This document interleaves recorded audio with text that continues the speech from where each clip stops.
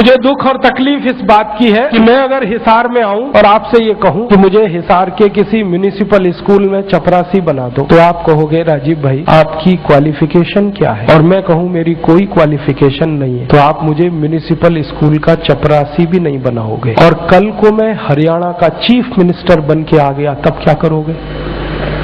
उसी zero qualification पर मैं हरियाणा का अगर चीफ मिनिस्टर बनकर आया तो आप मेरे गले को मालाओं से लाद दोगे और जिंदाबाद इतनी करोगे तो सारा शहर बहरा हो जाए। ये विडंबना है हमारे देश की।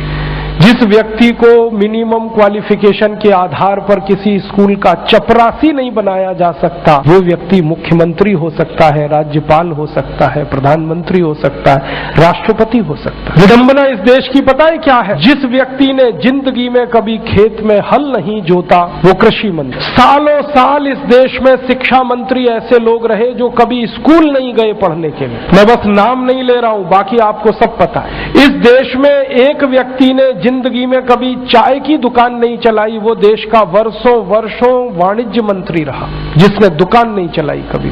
फाइनेंस का जिसको ABCD नहीं आता वो सालों साल इस देश में वित्त मंत्री रहता है। जिसने कभी अपने बेटे और बेटियों को भारत की सेना के लिए भेजा नहीं कुर्बान होने को, वो देश का रक्षा मंत्री हो सकता है। और जिसको अपनी रक्षा करने के लिए सैकड़ों जवान लगते हैं वो देश की क्या रक्षा करेगा?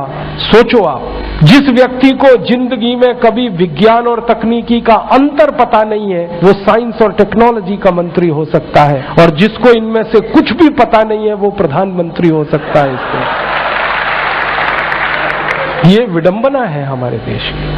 अज्ञानी व्यक्ति ज्ञानियों पर शासन कर सकता है, और हमारे शास्त्रों में कहा गया है, वेदों में कहा गया है कि अज्ञानी व्यक्ति जब ज्ञानियों पर शासन करे तो समझ लेना देश और समाज का बंटाधार ही होना है। हमारे देश में यही हो रहा है। हर अज्ञानी ऐरा गहरा नत्थू खैरा जो किसी नेता की चप्पलें उठाता था, जो किसी के जूतों में पॉलिश करता था, जिसने कभी किसी नेता के घर में रोटियां बना के खिलाई, वो राष्ट्रपति पद तक लोग पहुंचे हैं। ऐसी स्थिति हमारे देश में। उनकी क्वालिफिकेशन ही एक है कि कभी किसी बड़े नेता के रसोई में रोटियां बना के खिलाई तो राष्ट्रपति हो जाओ भैया। ऐसी बंदर बांट मची है इस देश में। और ये उस देश में जिसकी आजादी के लिए 7,32,000 लोग कुर्बान हुए हैं, उस देश में। मुझे बहुत दुख होता है, तकलीफ होती है। अभी एक सच्ची घटना मेरे साथ घटित हुई। मैं एक दिन कानपुर गया था, तो कानपुर के रेलवे स्टेशन पे उतरा। उतरने के बाद शहर में बाहर आने के लिए नीचे पुल पर से उतर के आया तो एक छोटी सी चाय की दुकान थी। उस पर एक बेटी और एक माँ और एक छोटा सा बेटा आपस में बात कर रहे थे। वो क्या बात कर रहे थे? वो कह रहे थे, माँ हम गरीब क्यों हैं? तो कान में मेरे शब्द पड़ गए। मैंने कहा ये इस तरह का प्रश्न कोई अपनी माँ से पूछे तो मुझे लगा ये कोई साधारण लोग नहीं है, कुछ तो इनमें असाधारणपन है। चल के पूछा जाए कौन लोग हैं, परिचय लिया जाए। तो मैं गया उस दुकान पे, मैंने पूछा आप लोग कौन है? तो उन्होंने कहा कि हम तात्या टोपे के परिवार के लोग।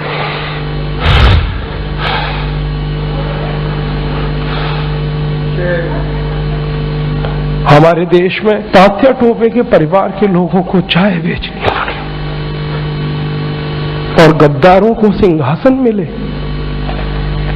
ऐसा ये देश हो गया। जिन लोगों ने तात्या टोपे को मरवाया था वो इस देश में मुख्यमंत्री रह चुके हैं, आपको मालूम है। और एक एक राज्य के नहीं, 2-2 राज्य के मुख्यमंत्री रह चुके हैं। तात्या टोपे का गुप्त पता जिन गद्दारों ने अंग्रेजों को बताया था, उस खानदान के कई लोग इस देश में मंत्री रह चुके हैं। झांसी की रानी लक्ष्मीबाई को जिन्होंने मरवाया था वो इस देश में मंत्री रह चुके हैं। और तात्या टोपे जिन्होंने जवानी लगा दी देश के लिए, उनके परिवार के लोग चाय बेच रहे हैं। ये देश है और ये अब बर्दाश्त नहीं होता, और ये बर्दाश्त होना भी नहीं चाहिए किसी को। सारे देशभक्त हमारे वीडियो को लाइक, शेयर और हमारे चैनल को सब्सक्राइब करें। जय हिंद।